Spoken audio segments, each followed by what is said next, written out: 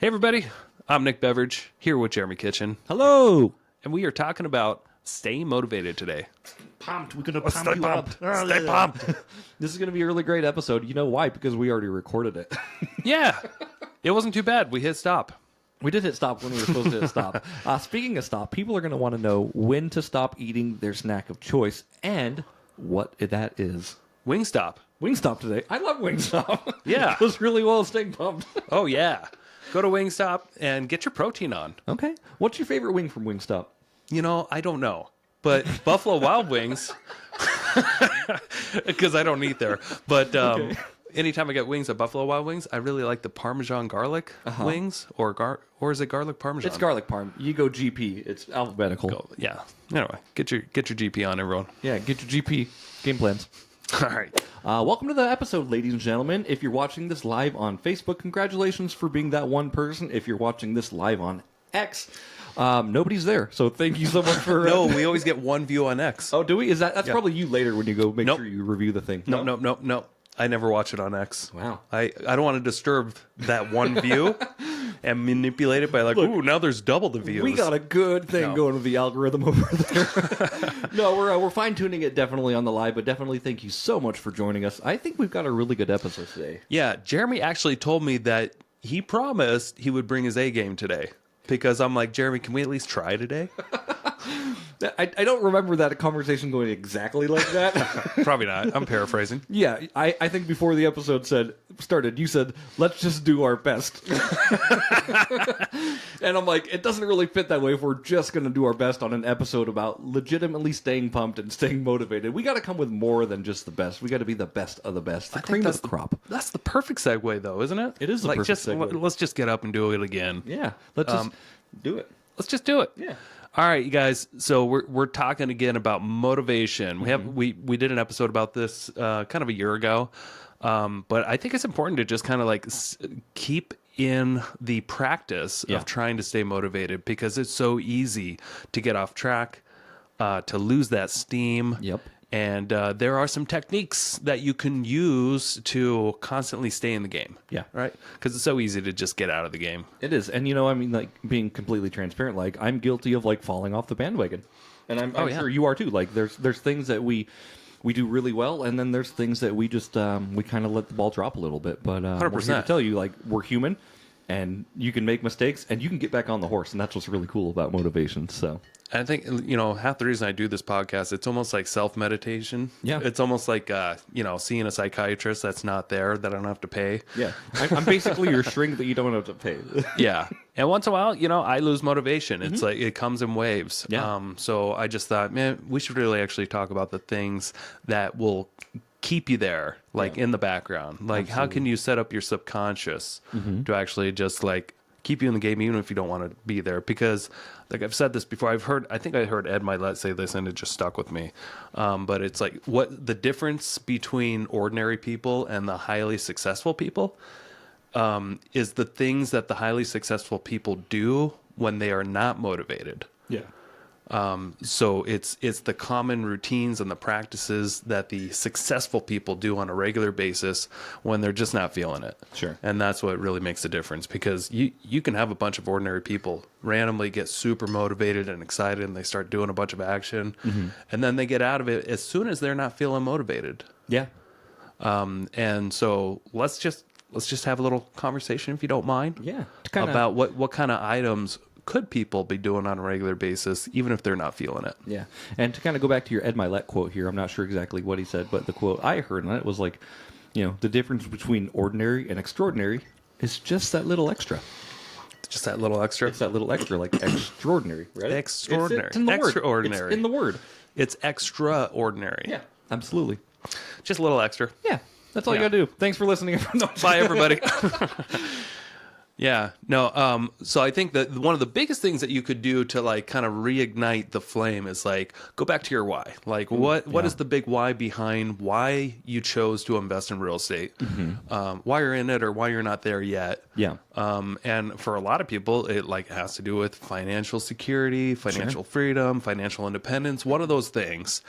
But you got to go a little bit deeper. It's more than just the money. It's like, what can the money do for you? Right. So, Jeremy, what has money done for you over the last couple of years? Because you've gone most of your life without much. Yeah, that's true. I mean, money has brought me. It's not only brought me opportunity, but it's also brought me less stress because the less I'm like actually having to actively worry about my money situation, the more that frees up my subconscious to do other things like fun things in my life. Yeah, that's a huge thing. Yeah, yeah, I've noticed that too. With and sometimes with a lot of like money. That can bring stress too. Oh, sure, Its own form of stress. Right. But like, dude, just not having money these days is super stressful. Oh yeah, like getting all like nothing but bills in the mail all the time. Like, where are all the checks? Yeah, give me them checks. I'm tired of paying all this shit. And that's like if you've heard anything on our episode for the last year, like obviously my goal has been like getting relatively out of debt. I need to keep my credit cards active, and that's something I'm learning. So I need to actually have a balance on them. Yeah. In order to keep them active, but like getting out of debt where it's like overwhelming every single month, and that was been a big thing for me because money is a huge financial burden, right? It is a big mental burden as well. Yeah. So another thing that really kind of got me motivated again, because it comes in waves. I'm not always motivated, but I feel like I'm on a pretty successful path. I'm doing pretty good with our rental properties that we have. We're able to generate income pretty much whenever we feel like it by taking on flips or just taking on clients in our real estate sales business. But like sometimes I'll just like be totally unmotivated. I remember about a year ago or so, I was kind of in that slump. Yeah. And just something as simple as just watching that Arnold Schwarzenegger documentary really kind of did it for me because like he just kind of reminded you about certain things like, what is your vision? Did you watch the documentary or did you read his book? Is there both? I actually did both. I didn't know there was a documentary. There's a documentary on Netflix. I think it's like a 3-part series. Okay. Really good. Okay, I'll check it out.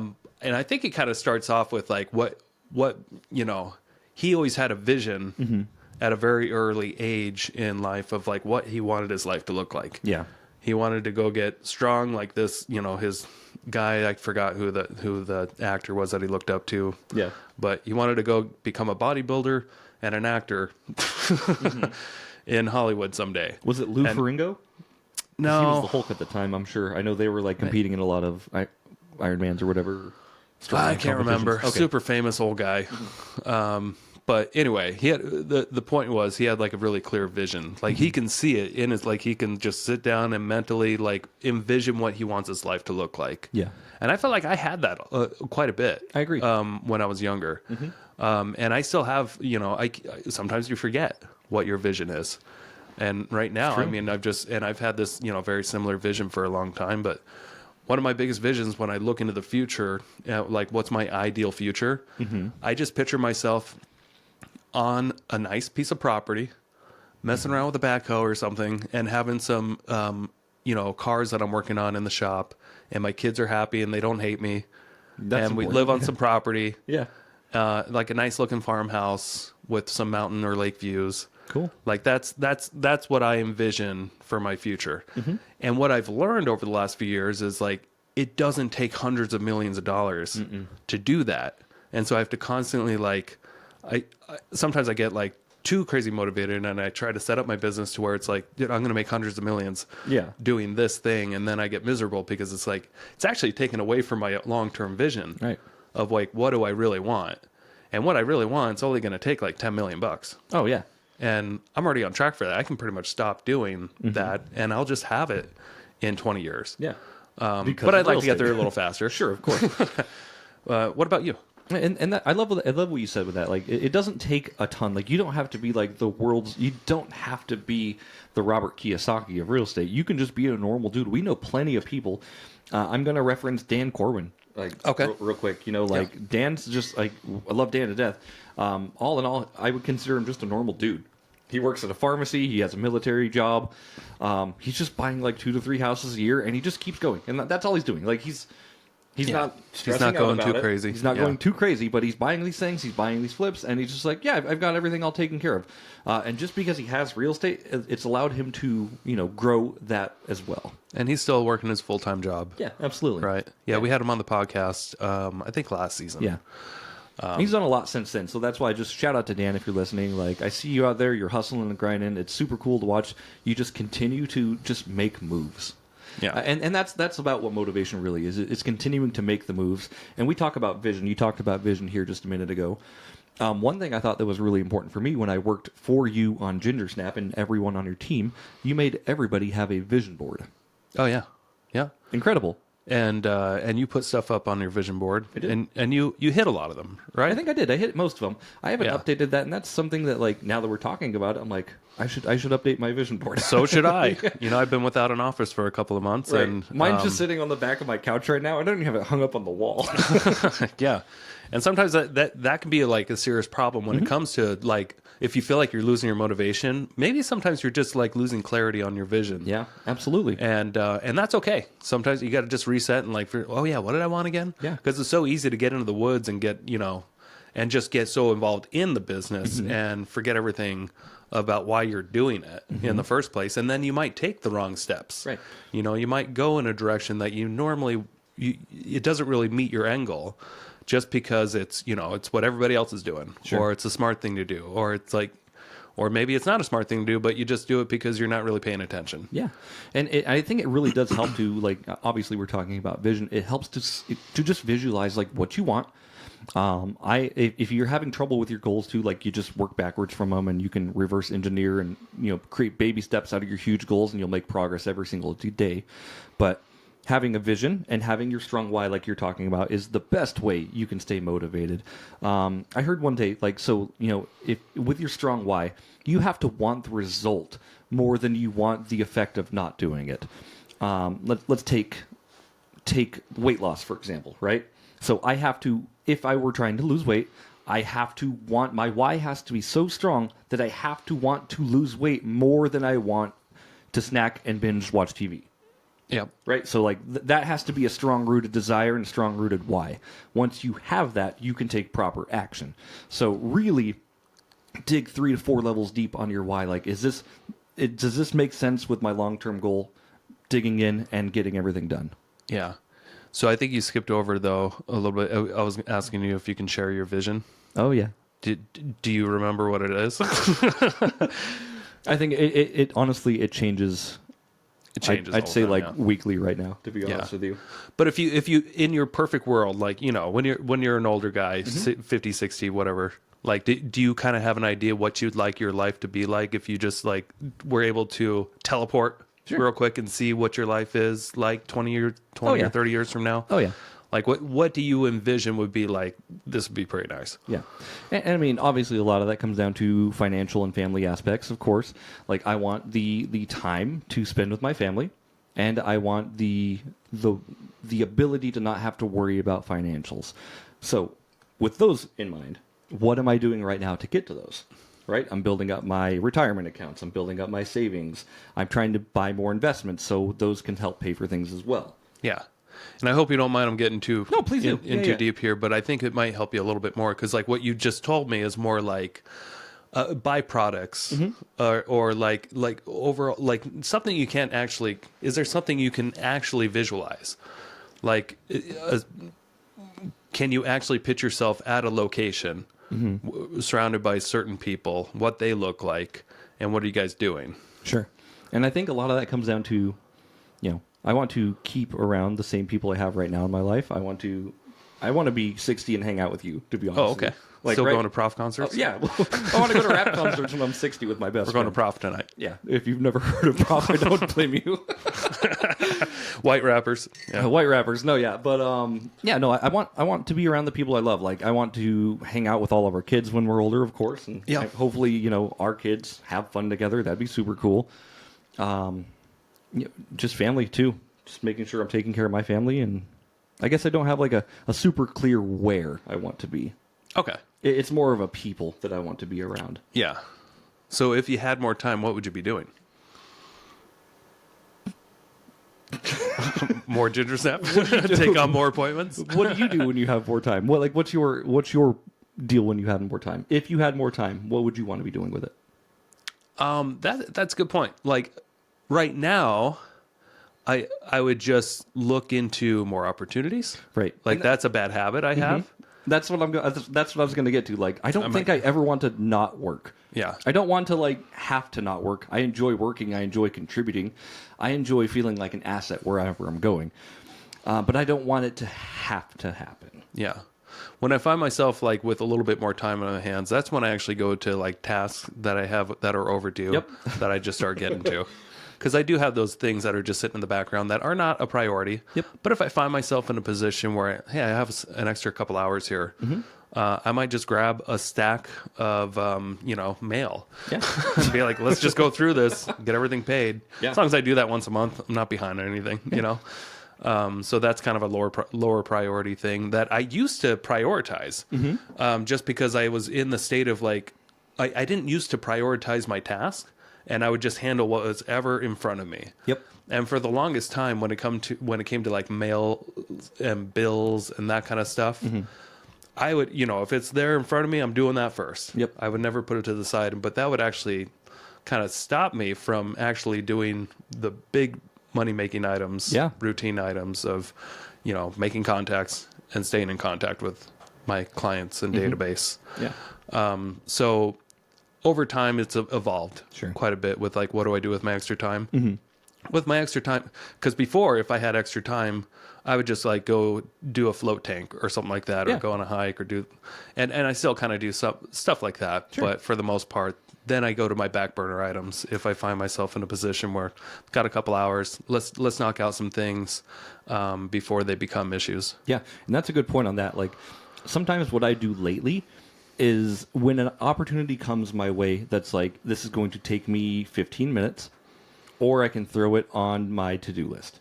Now, if I throw it on my to-do list, it's basically done it's basically not handled until I have free time. But it's not clogging up space in your mind. It's not clogging up right? space. Exactly. You've got like a physical location where you throw this stuff. So what do you do with this stuff when you put it to the side? Is it digitally you put it to the side? Yeah, or is there a physical like inbox? So I have two places I usually put my to-do list. I have a tasks manager on my Google.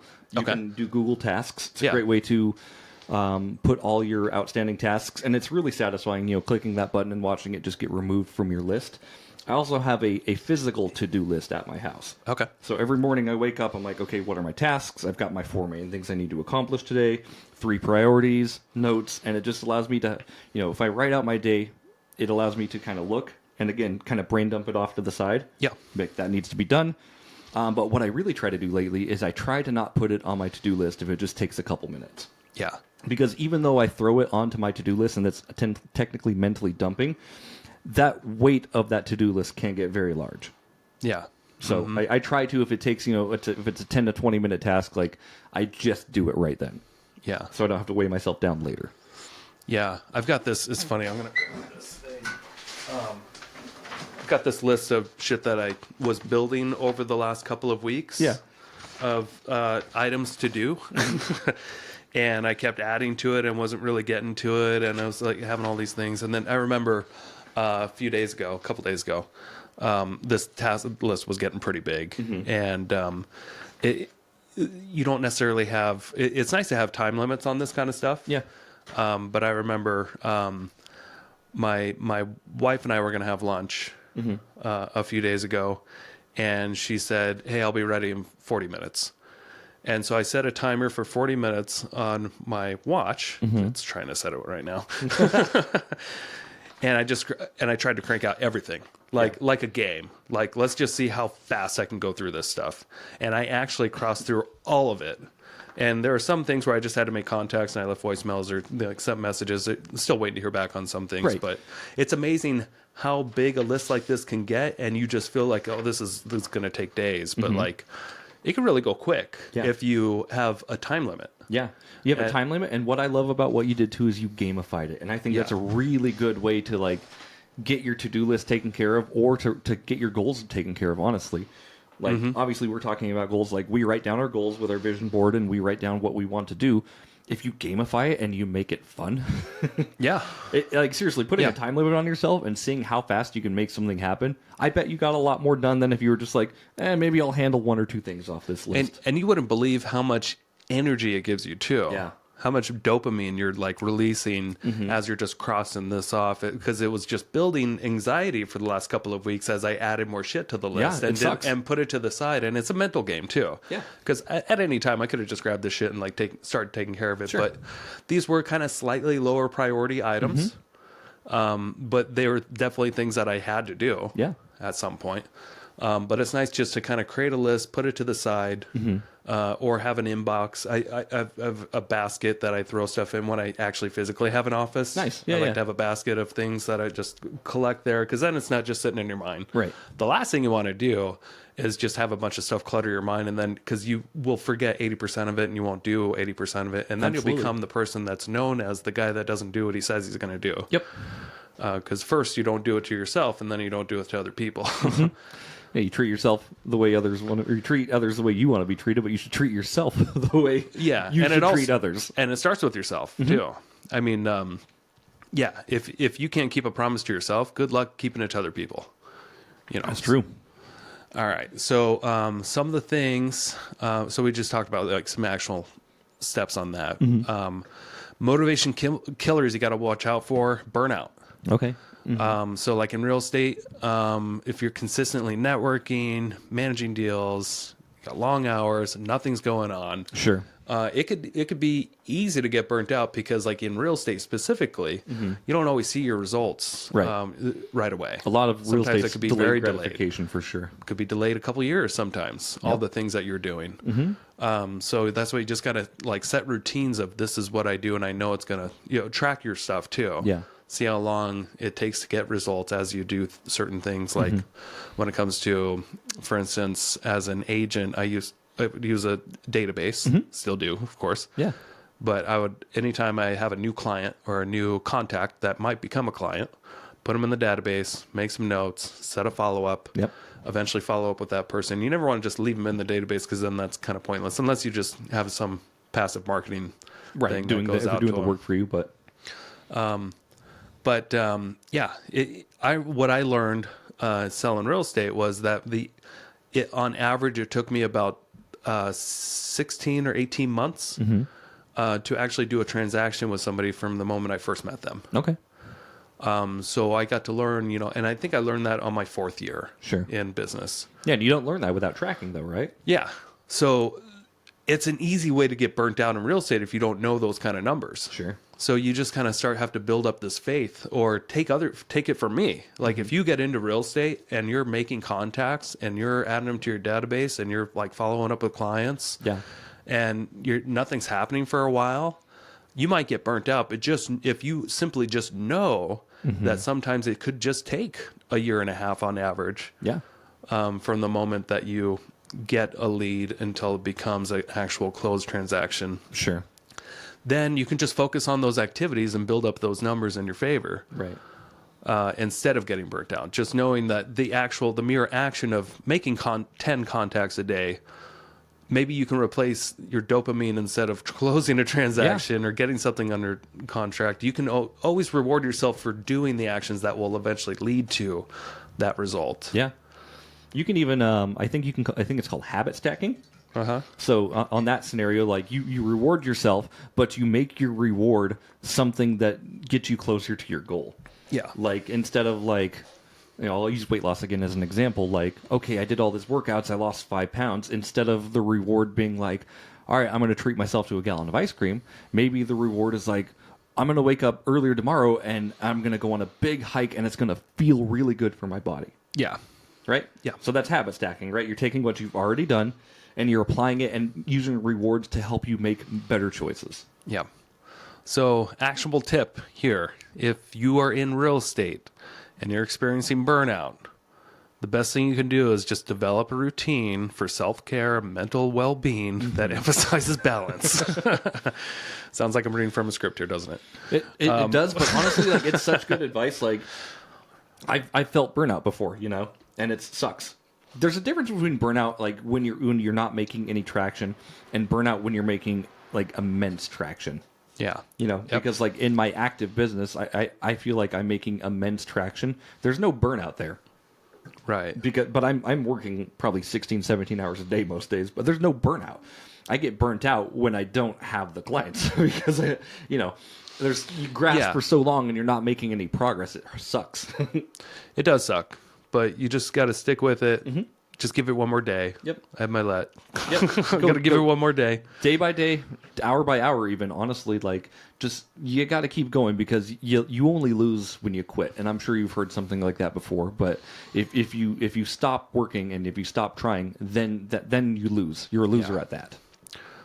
So to go along with that, what I would recommend if you're in real estate and you're not sure when you should be celebrating successes or not, try celebrating the success of doing the actions that will eventually lead to the results instead of celebrating the results. Yeah, I love that.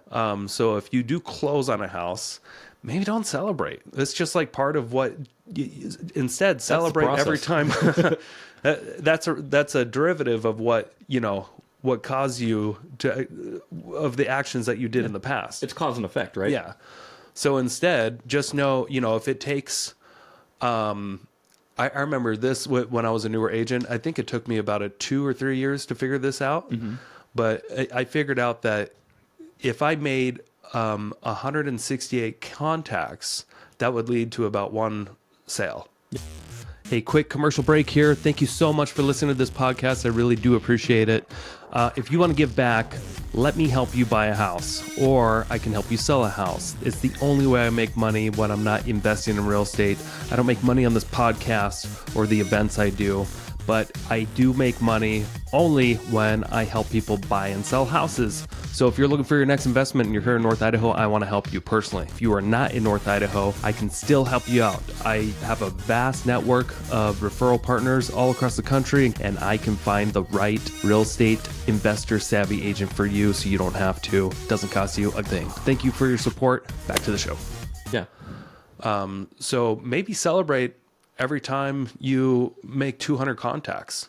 Yeah. Because you know that you're going to probably sell a house. Every 200 contacts, and maybe make that your celebration. Sure. Hey, we're going to go out to dinner, Wednesday night, because by then I know I'm going to hit my, 200 contacts. Yeah. It's going to take me a week or something like that. Yeah. Maybe celebrate the actions, not the results. I love that. That's a really good tip. And speaking of that, like, obviously Nick said he uses like a CRM is what she said, right? Yeah. Like a client relationship manager. Is that what that means? Management system. Yep. Client management system. Same thing. But basically, like track everything you're doing. If you want goals and you want to achieve success, you have to know A, where you're at, and B, where you want to go, because there will be dips. It's not a linear line up to success. It's a lot of like a heartbeat almost. It goes down, then it goes up, and then with your excitement, and your excitement goes up, it goes a little faster and a little higher. So yeah, just you make sure you track everything, because if you're not tracking, you have no metric to know if you are even getting close to your goals. Yeah. Another reason why you may not want to celebrate the results is because, like, for instance, in real estate, you can get a property under contract and you might feel like, yes, like this is amazing. And it's just part of the process. But just know that there's a 40% chance on average that deal will fall apart. Yes. So what sucks is not celebrating all the actions that you took to get that deal. And then you get that deal under contract and you celebrate getting that deal under contract. And then 5 days later it falls apart.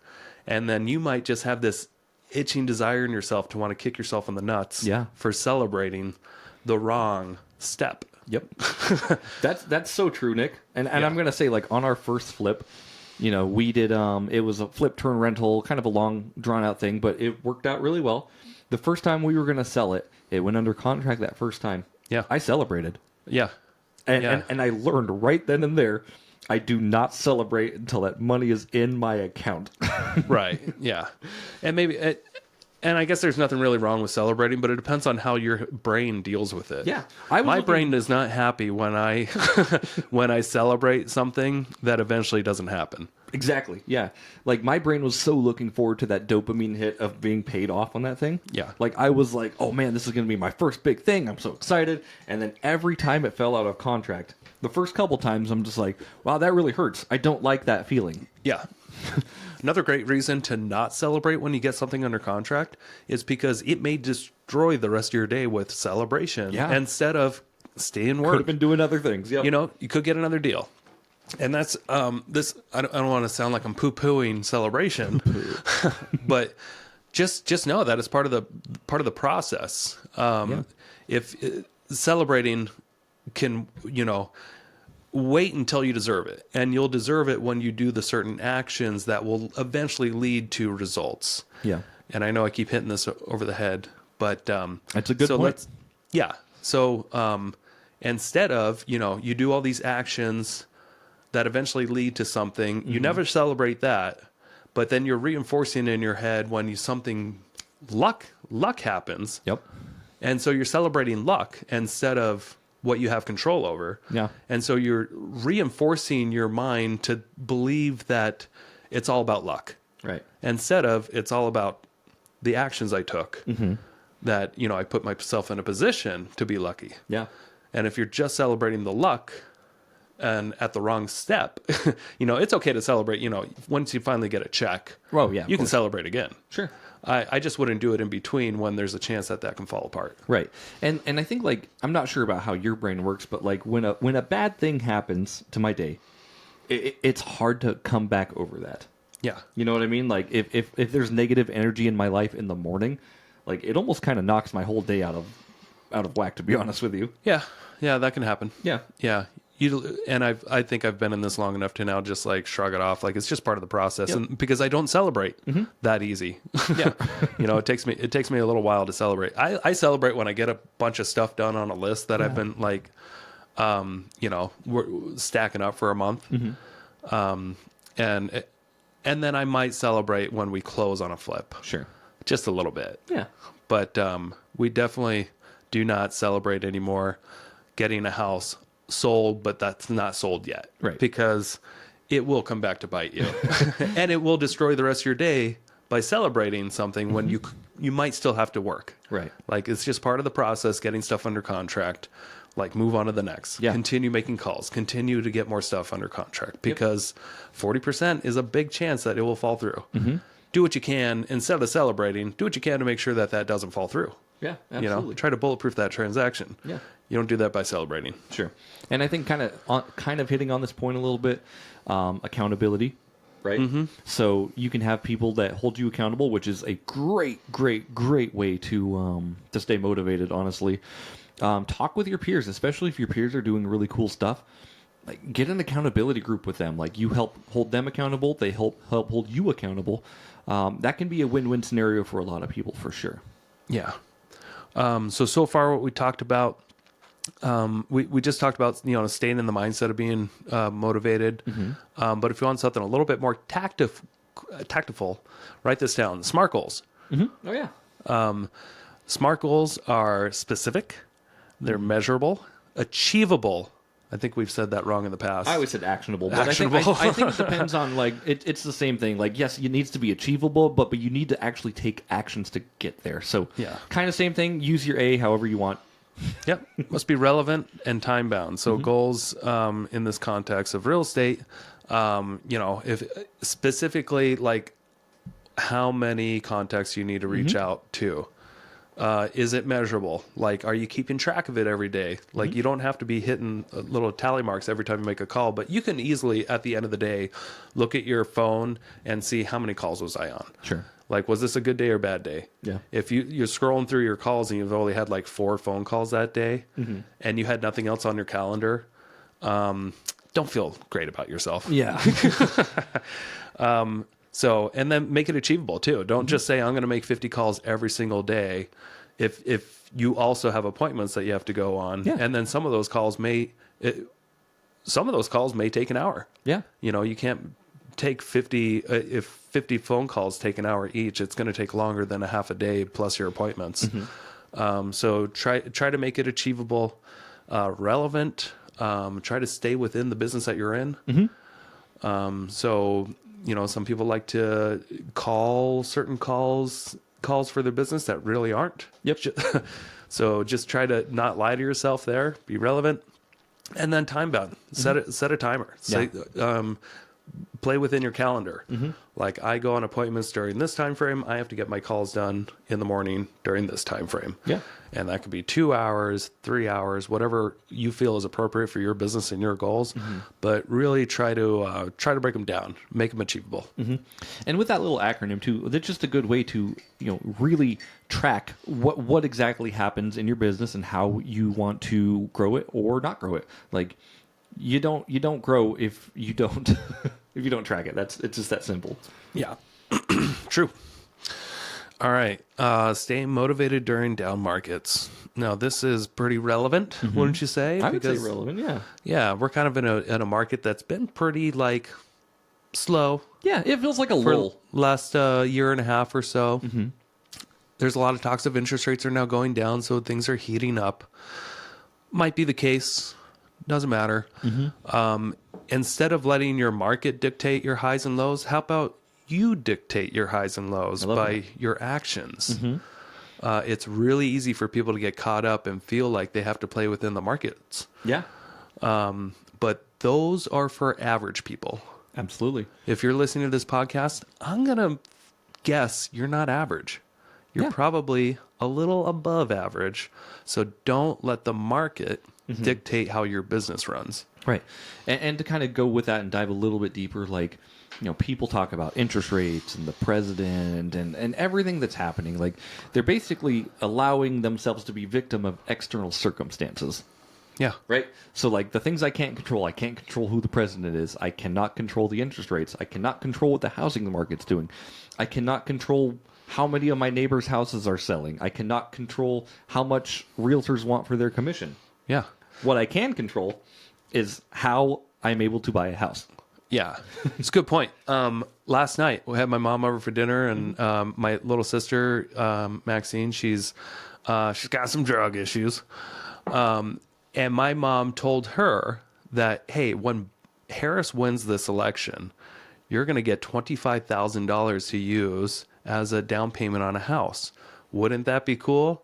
You better go get a job so you qualify. But like the unfortunate thing about what my mom's trying to tell my sister is like, hey, go out there and be reliant upon the market and things out of your control. Instead of just like, because who knows if Harris is going to win. And who knows if she's actually going to qualify for that. And like, who needs another hand-me-down to get motivated to do something in life? Right. Like, try to take some responsibility. Doesn't matter who's going to be president. You can make this work if you really want to. Like, I just don't think more and more hand-me-downs are going to help people in life. I can't remember exactly what it was. Brandon Turner posted something about that on like how this is actually going to hurt the economy versus help it. So where's that $25,000 coming from? Is it coming from the seller? Just China. Okay, great. Well, then, yeah, I don't know a lot about it, unfortunately. No, I don't know. I mean, it's the taxpayer's money, right? I keep out of that stuff, honestly, because it doesn't concern me. Like, it concerns me. Like, I'm not waiting on $25,000. I'm not waiting on a tax refund. I'm doing everything I can and in my ability to do what's right for me and my people. Yeah, it just again, it's relinquishing control.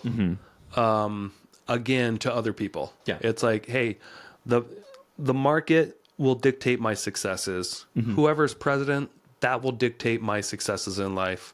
Like, I have no control at all, is what you're telling people to think like. It allows it allows people to stay in a victim mindset, to be honest with you. Oh, sure. Like, because again, you're blaming external circumstances, and when that happens, you don't take extreme ownership.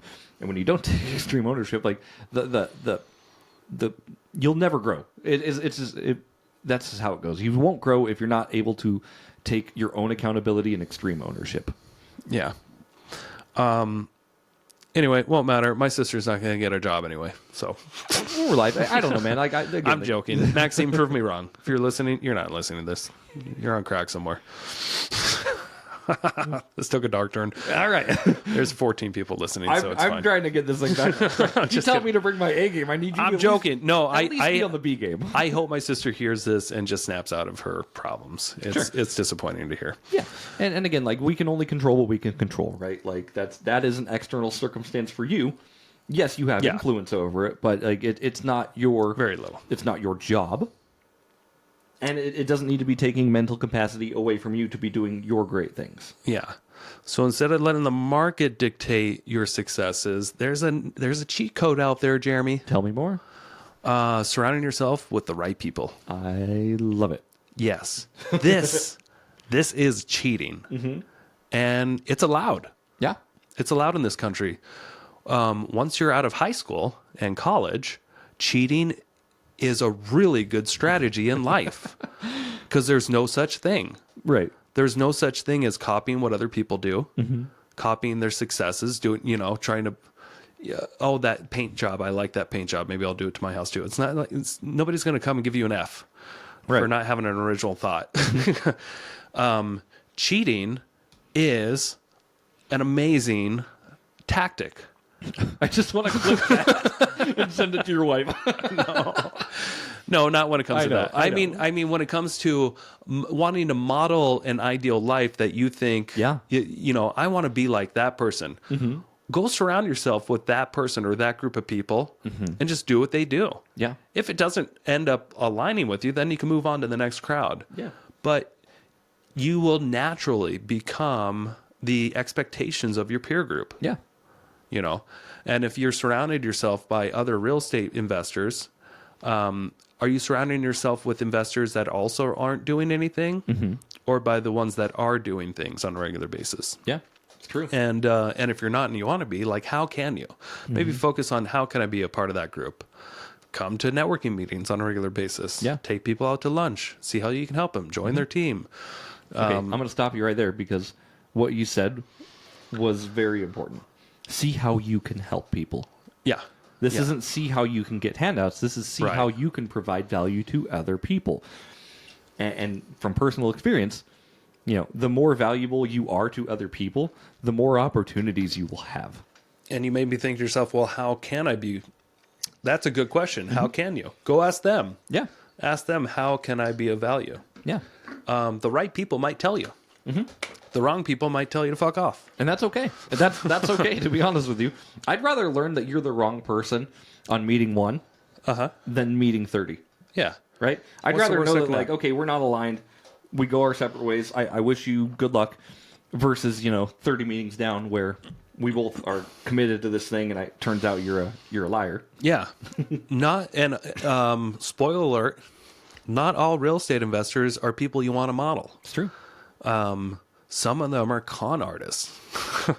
Some of them are great people. Some of them really don't want to help anyone else. But a large majority of them are really great people.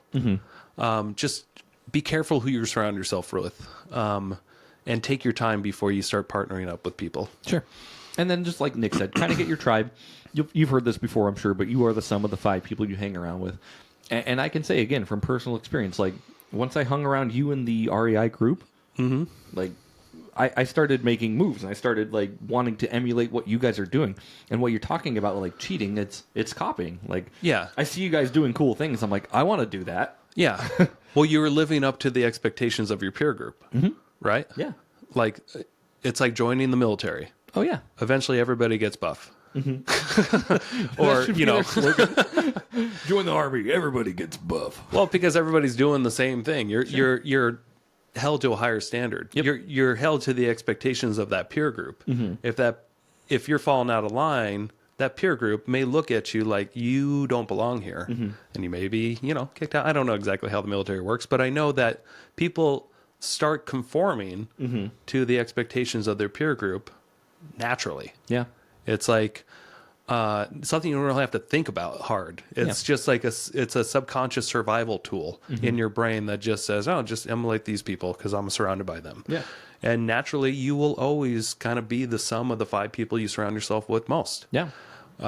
Don't know exactly how it works, but it's got to do something with survival and your basic instincts or something. Yeah, I would imagine so, because if you were in a survival scenario, and you see, you're around 5 people and you're completely lazy, you're not helping out, and the 5 other people are, building houses, finding food, finding shelter, finding resources, and you're just sitting there like... They're going to kick you out and you're going to die. They're going to, A, kick you out and you're going to die. Yeah. Or B, you can adapt and survive. Like you can be like, oh, maybe I can go forge berries and do this and help be a contributing factor. But you start emulating what they do. Yep. You start emulating what they do. I see all these people working for survival. I should do that too. Yeah. And maybe the people you surround yourself are all druggies. Maybe. There's a chance you might be one too. Yeah. If that's the case. If you're not like, first of all, props to you because that is fucking tough. Be a tough group of friends to hang around That'd with be on a regular very basis. tough. Yeah, I'd eventually just be like, all right, give me the pipe. All right. Yeah. I'm gonna hang out and talk about Half Baked with you guys. Yeah. That's a good movie. Pretty good movie. So did you know Half Baked and Breaking Bad basically have the same concept? Do they? Think about it. You've got a guy. I mean, he becomes. They're different. I don't know. I was thinking about it in the shower the other day. Oh, okay. I don't know why I had this thought, but I'm like, Half Baked and Breaking Bad are like the same thing. You got this guy who starts selling, who's lying to all the people around him. Yeah. And then you got a distributor coming. I want to talk to Samson. So recently you started watching Breaking Bad. I did. Is it because it was kind of the expectations of your peer group and it finally rubbed off on you? No, I just think business finally took a spot where I can not have to work as hard and I have a little bit of free time. So I'm like, you know what? This is my treat to myself. I'm going to deserve a little bit of relaxation. Watching Breaking Bad on season 2 now? Yep. Wow. I haven't watched it in like a week, but yeah, I'm probably going to fall back off the bandwagon. Yeah. I suck at watching TV. Spoiler alert, Walt dies. Oh! Jesse's fine. Jesse's fine. He'll be fine. He has a car. They make a movie about him. So yeah, where are we at here? So where you're at? So how do you maintain this motivation? Mm-hmm. It's not easy. It's not. This is one of the hardest things to do. Is just like how do you maintain? How do you stay motivated long term? And I think there's multiple things you can do. Sometimes you do too much, and you just get burnt out of that too. But like for me, what I love to do is I've conditioned my body to wake up at 5 a.m. With or without an alarm. Yeah, that's awesome. And then I do the same things. I've conditioned my digestive system to take a shit as soon as I wake up. I'm pretty regular. So it kind of wakes me up. I'm done with that. Yep. And then I work out. And I've got a routine. I work out at the gym twice a week. On Saturdays, I do push days. On Tuesdays, I do back days. Nice. And then in the afternoons, I like to go on walks or hikes. And every morning, I do the VR workout. Nice. And over time, I've conditioned myself to where I don't go a day without working out. Yeah. Because my body just doesn't feel good if I go a day without working out. Yeah.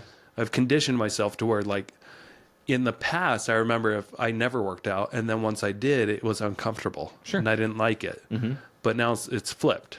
Right. It's very uncomfortable for me not to work out. Yeah. That sounds like a really great habit to be in, because honestly, like, you're right. Like, when you first start something, it hurts. And the reason is growth hurts. Yeah. Hard things are hard for a reason. And you just have to, like, again, kind of get addicted to the grind almost. Like, you got addicted to working out. You got addicted to waking up at that time. Stay addicted to the grind. Right. And the results will come. Like, if you do the thing, you will get the result. Yeah. And I am not always, like, ready to go or motivated. Like, sometimes I really have to push myself to, like, try to work out. But once you get in the swing of things, then you're like, okay, your body catches on and you start getting in the groove. Yeah. And then you have a good day from there. Yeah. But I'm not always motivated to work out, but I just do it anyway because I know what the results are like. Yeah.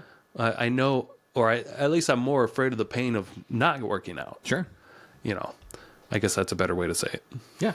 And then when it comes to my days, Monday mornings and Friday mornings, we do this podcast. And I consider it part of my marketing. Yep. And I know in business, there's 5 things that we got to be on top of. We got to be on top of marketing. That's one thing. Sales. Yep. That's another thing. Operations. That's another thing. That's your 3rd thing. Accounting.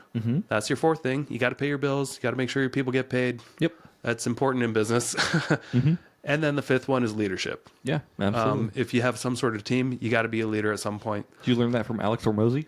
These 5, this was Steve Rosenberg, remember? Oh, yeah, we had him on our podcast. Dude, I love Steve.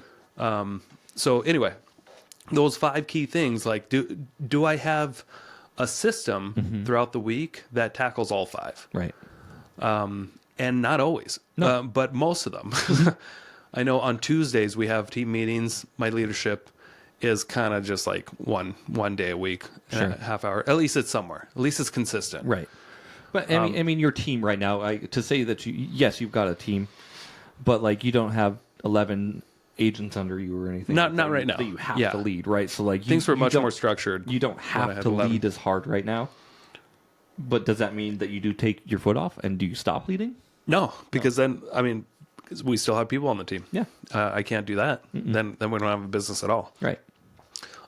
So I just know that there are certain habits that I have to put in place, and either on the calendar or mental habits that I just have to do. And it really doesn't take up that much of the workday. Yeah. So I still have like 4 hours a day where I can kind of fill in the gaps of appointments and stuff like that. What I love is like you wake up at 5 a.m. every single morning, right? Yeah. Like you have, considering to the normal person who wakes up at 8 or 9, you have four extra hours to get shit done. I do. Yeah. And that's incredible. Like we all have the same 24 hours in a day. You just maximize yours better. Right. And that's why when some people look at me, they're like, how do you do all these things? Well, I have more time than you. Yeah. Or maybe I just spend it wisely. You don't have more maybe time than them. I don't have, everyone has the the same amount of time. But I guess I'm more picky about my time. Sure. That's good. And I have more time habits. Yeah. I do have some flexibility, but I never go a full day where I'm like, what do I do? Yeah. I'm never twiddling my thumbs, unsure of what to do. Right. There's always something to do, and there's always that back burner of items to do. Yep. And then I always give myself permission. If I'm just not feeling it that day, well, at least I've worked out. Right. Whatever. Yeah. Is it gonna destroy my business if I go on an extended hike today? No. But I know I can just do that, and I can be on the phone anyway, and it doesn't have to take the rest of my day. Right. Yeah, you can do multiple things at one time, especially with your business. But like you said, you get that extra time, and we all get the same amount of it. But Nick just, again, utilizes his the way that's optimized for you. And I think that comes from you visualizing how you want your day to go.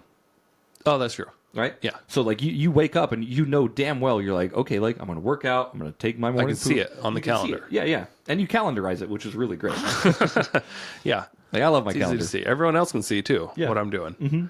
I don't put everything on my calendar like a psycho, but it's pretty close.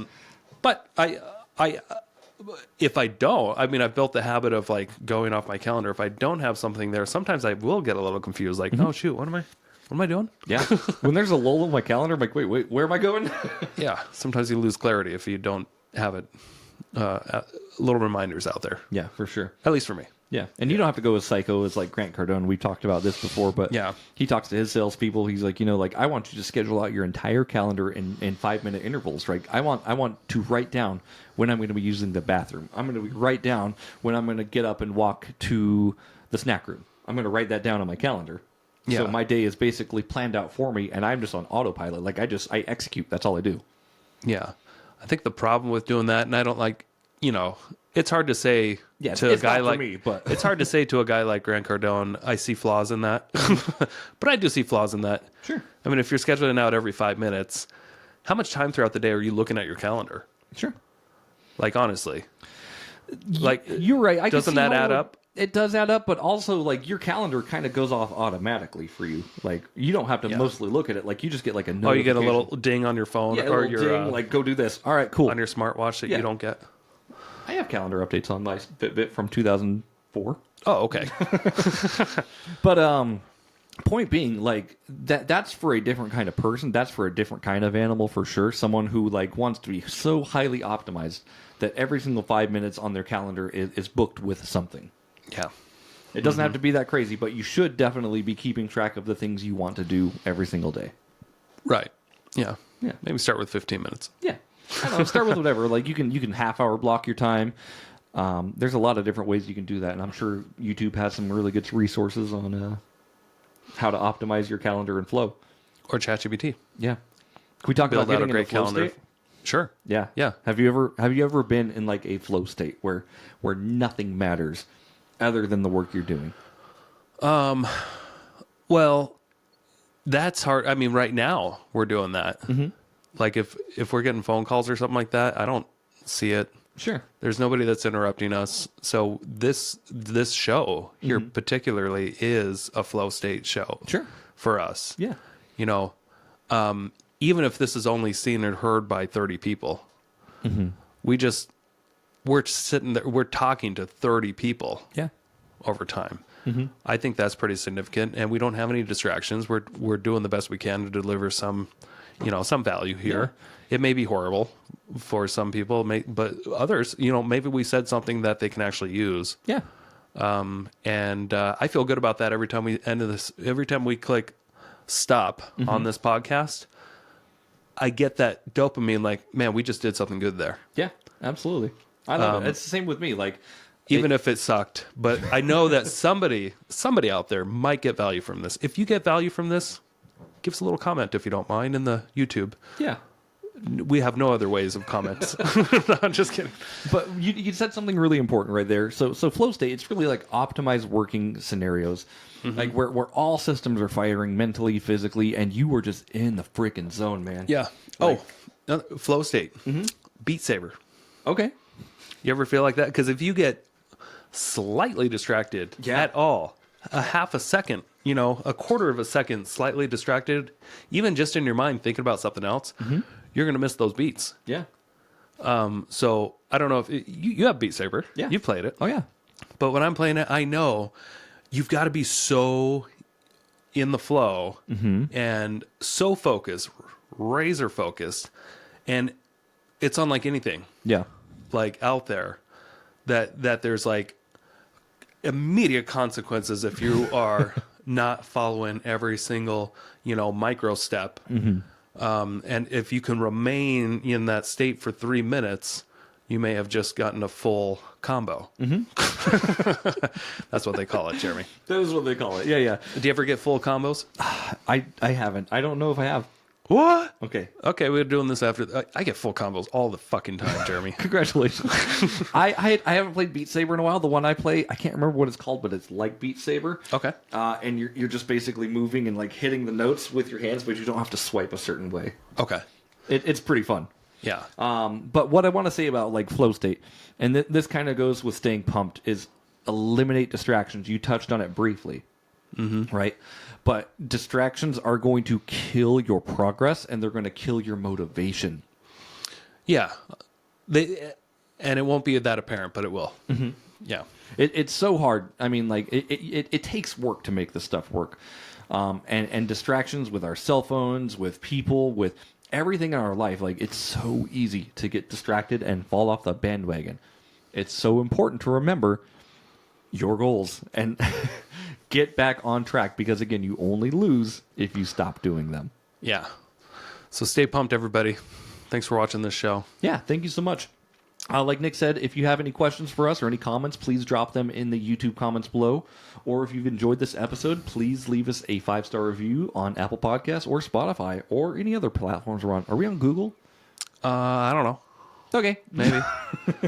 It'll be cool to be on MySpace again. It would be cool to be on MySpace again. Maybe we go MySpace exclusive with this show. We should. We take it off every other platform and just put it on MySpace. We can put it on the Where Are My Elephants MySpace. Oh, that'd be good. That'd be good. That's where all the bangers are for sure. But yeah, thanks so much for watching, and we will see you next week with another episode of the Investor Shed Podcast. Bye, everyone. Bye-bye. Thank you so much for checking out the Investor Shed podcast. If you enjoyed your time, make sure to leave a 5-star rating and review on Apple Podcasts and Spotify. Follow along on YouTube, TikTok, and Instagram at The Investor Shed for shorts and promos about each episode. Do you want to be a guest or know someone who has great real estate investing advice and stories? Reach out to us at theinvestorshed@gmail.com.